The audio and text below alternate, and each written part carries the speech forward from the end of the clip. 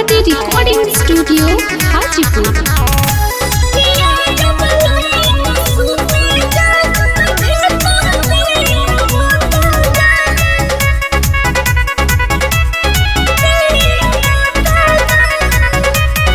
जान जाने कही के का लेबू तू जान हो, कहिया तू हमके करबू नेवान हो। हाँ हो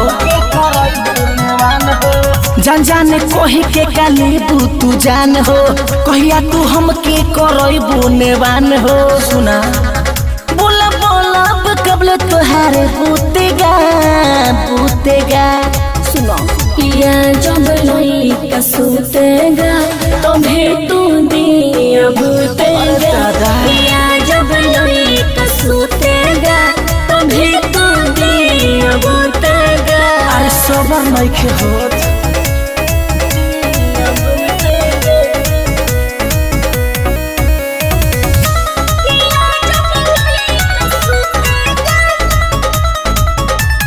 सुना लागता जवानी तू अचार डलबू, हमारा के जियत तू मार डलबू।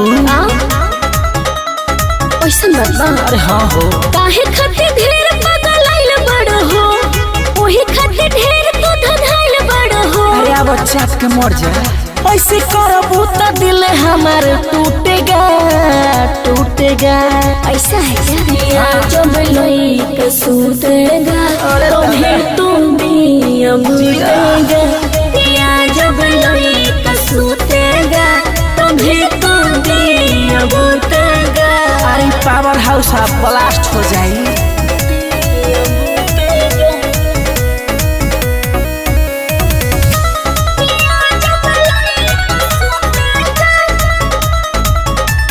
सुना हमसे ना अब तो रहल जाला हो, इहे सोची सोची दिन रात होला हो। अरे इतना प्यार करला निरमल बेचारे बर्दाश्त करो हो, बबुआ सुके तो फुल नाइट करो हो। आई है आसे में खटिया टूटेगा टूटेगा। लगा ला या जब लोई का सूतेगा तुम्हें तो दिया भूतेगा। या जब लोई का सूतेगा तुम्हें तो दिया भूतेगा। अरे किली लगाओ अंदर आओ।